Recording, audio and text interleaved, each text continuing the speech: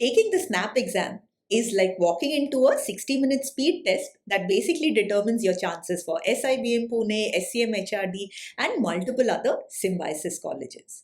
But the good news is, SNAP Day 1 is done, the pattern is now clear, the exam itself was easy, and there were minimal surprises. So if you use the next 2 days well, SNAP Day 2 should be very scoreable for you. Hi, I'm Sanjana from Mockat, where you get mentored and coached by 99.9 plus percentilers. And in this video, I'll tell you how we expect SNAP Day 2 to be like, what is a rough score that you should target for the top symbiosis colleges, what should your mock and attempt strategy be like, and a game plan for the exam day itself. First, let's understand the basics so that you are clear. Now, SNAP is a 60-minute exam, 60 questions in 60 minutes, multiple choice questions with 4 options, and a +1 and a -0.25 marking scheme. The exam itself has 3 sections: General English with 15 questions, Analytical and Logical Reasoning with 25, and Quant DIDS with 20 questions. But there are no sectional timers, no sectional cutoffs, and all they are looking at is your overall SNAP percentile. And in this, there's a couple more good things. First, it's just a best of 3. You can sign up for up to all of the 3 SNAP exams, and they will only look at your best of 3. Doesn't matter if you're getting 50th, 60th, and the 99th percentile, that 99th is good enough. And the second thing is, they don't look at anything else, right? It's only your SNAP percentile when it comes to your initial shortlisting. And this means if you feel your profile isn't the best, it doesn't matter. You just got to go ahead and do well in the exam. So what exactly is doing well?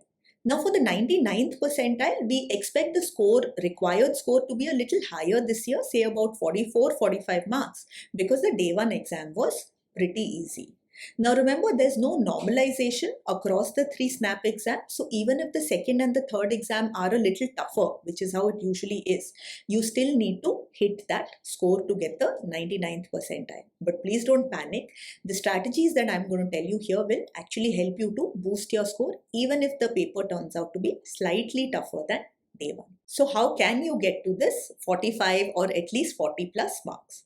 Now with only 2 days to go for day 2, the idea is to not learn any new chapters, but it is to focus on your test taking strategy and minimize any easy losses. So what I'll recommend is, take a mock today where you are trying to aggressively skip, what I call abandon early.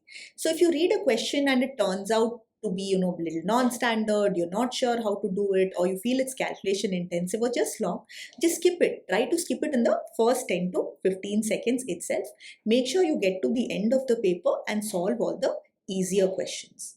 And I'm going to give you a couple of strategies that might work. The first strategy is going to be just to do the paper in the order in which it comes. Take about 10 minutes for the general English section. See, there's no RCs, there's not even like a whole paragraph or anything. So you should be able to solve the entire English section in those 10 minutes. If you don't know a question, let's say if it's a vocabulary question, you don't know the words, if you're able to, eliminate and you feel it's in between these 2 options, just mark one of these. Don't blindly guess, but try to smart guess, because the -0.25 negative means that this exam is a little more forgiving. Now general English 10 minutes, and then you take 25 minutes for the LR section. Again, try to solve the easier questions first. Make sure you get to the end of the section. Use the mark for review button if you feel there are questions which are doable but might take longer. And then another 20 minutes for quant. So the aim here is about 15 or as close to 15 in general English in 10 minutes. Around 20 clean attempts in the LR in these 25 minutes, and say about 15 or a little more in the quant. Now this year there weren't DI or DS questions, so it's pure quant. Again, something that will be helpful. Try to take up all the easier questions. Any calculation intensive questions, just mark it for review.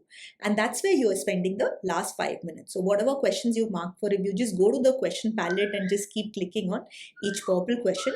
Try to get as many as possible, and you should be at 40 or 45 plus if you focused on accuracy. The other attempt strategy that works is strongest to weakest. So whichever is your strongest section, start with that. Again, use the same time frame. So if it is general English, about 10 minutes, because if English is your strength, then you'll anyway be a fast reader. So you should be able to finish it off in 10 odd minutes.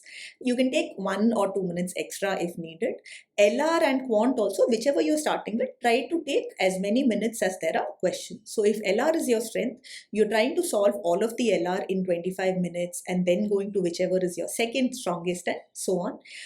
Mark for review any questions if you can and try to come to it later. But in your strongest section, use the time and try to maximize your score over there itself.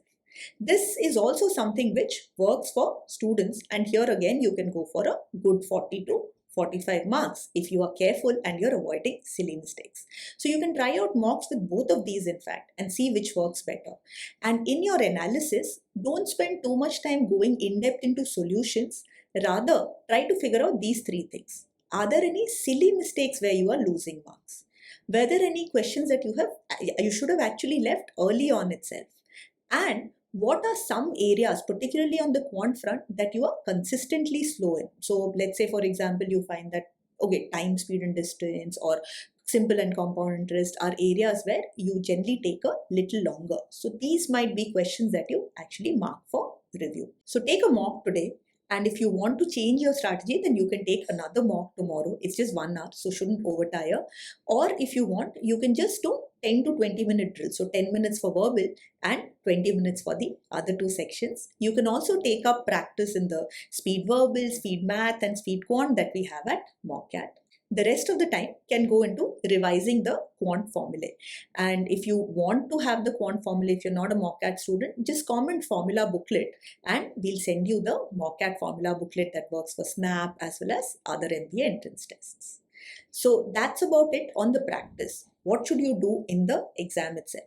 Try to reach a little early, get into that mindset, and remember, we are not looking to solve the big questions sequentially. We are trying to get the easiest 40 to 45 questions first. That itself has to be your strategy. So you got to get to the end of the paper, but you have to prioritize the easier questions. And if you do that, then you definitely can get a good target and hopefully calls from all of these B schools. All the best.